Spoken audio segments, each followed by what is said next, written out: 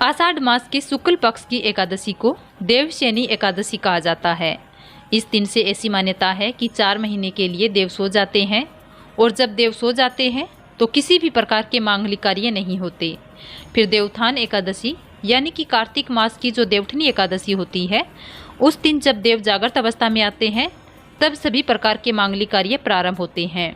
तो देवशयनी एकादशी के दिन ऐसी मान्यता है कि भगवान श्री हरि विष्णु 4 मास के लिए क्षीर सागर में शयन करते हैं, इसलिए इस एकादशी को हरिशयनी एकादशी कहा जाता है। ये 4 महीने चातुर्मास के नाम से जाने जाते हैं।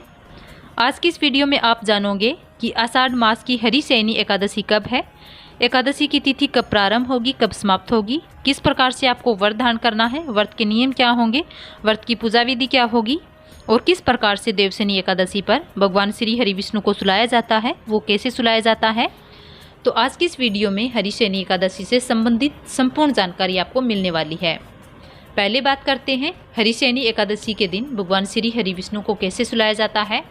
दोस्तों, वैसे तो ये भगवान की लीला है कि भगवान ना कभी सोते हैं ना कभी जागते हैं, लेकिन शास्त्रों के अनुसार श्री हरि विष्णु योग निद्रा में क्षीर सागर में शयन करने के लिए चले जाते हैं इन 4 महीनों तक।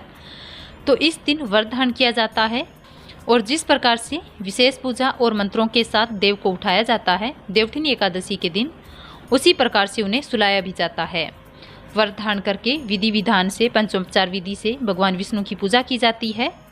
षोडश पंचार विधि का अर्थ होता है पुष्प, गंध, हल्दी, कुमकुम, धूप, दीप, मीठा पान, तुलसी, नैवेद्य आदि 16 प्रकार की वस्तुएं भगवान को अर्पित की जाती है। उनका अभिषेक करके पीले वस्त्र धारण कराए जाते हैं, पीले पुष्प से उनकी पूजा की जाती है, पीला चंदन अर्पित किया जाता है और तुलसी दल युक्त भोग भगवान को अर्पित किया जाता है। पंचामृत का भोग, फलों का भोग, मिठाई का भोग, खीर का भोग भगवान को अर्पित करके भोग में तुलसी का पत्ता अर्पित करके भगवान को भोग अर्पित किया जाता है। फिर भगवान से प्रार्थना की जाती है, भगवान श्री हरि विष्णु के मंत्रों का जप किया जाता है। विधि विधान से पूजा करके पूजा पूर्ण करने के बाद भगवान श्री हरि विष्णु की आरती की जाती है।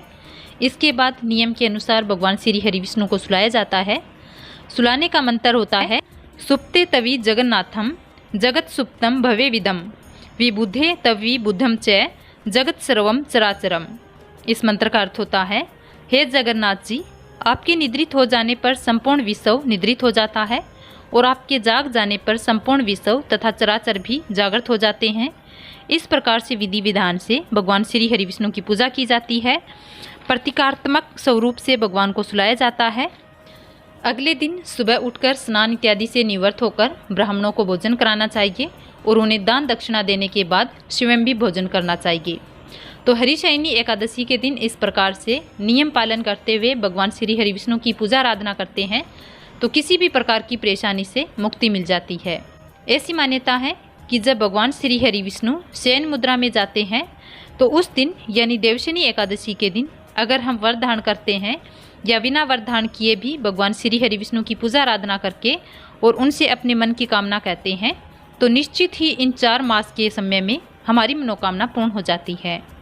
ये चातुर्मास का समय बहुत महत्वपूर्ण समय होता है।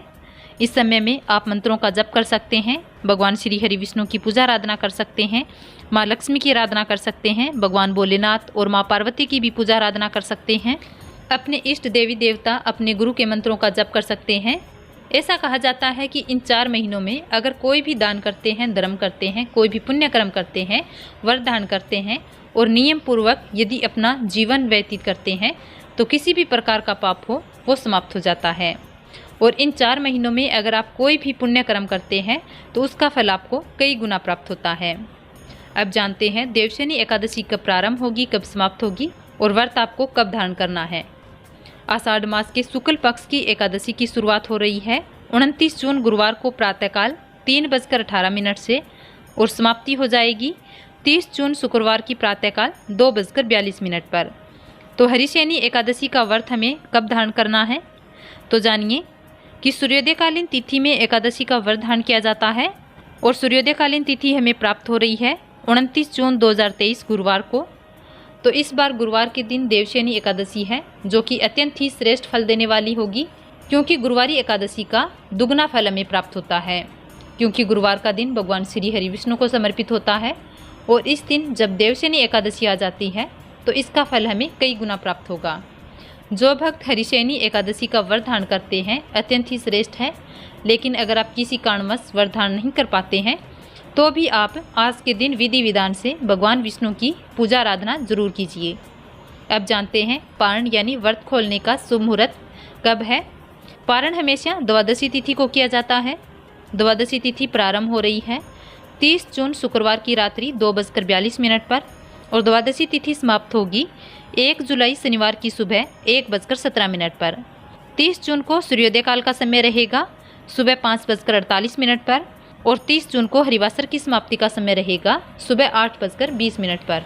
तो हरिवासर की समाप्ति के बाद आप अपना व्रत खोल सकते हैं।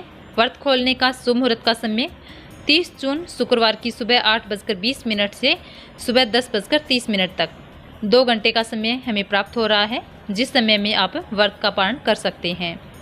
30 जून 2023 यानी शुक्रवार के दिन राहु काल का समय रहेगा सुबह 10:50 से सुबह 12:30 तक। तो 29 जून 2023 यानी कि शुक्रवार के दिन देवशयनी एकादशी हरिशयनी एकादशी का व्रत रखा जाएगा और 30 जून को इस व्रत का पारण किया जाएगा। जो भक्त चातुर्मास का व्रत हरिशयनी एकादशी व्रत धारण करते हैं उनके लिए चातुर्मास का व्रत 29 जून से ही प्रारंभ हो जाएगा और जो भक्त पूर्णिमा से व्रत प्रारंभ करते हैं वो आषाढ़ मास की पूर्णिमा से चातुर्मास का व्रत प्रारंभ करेंगे।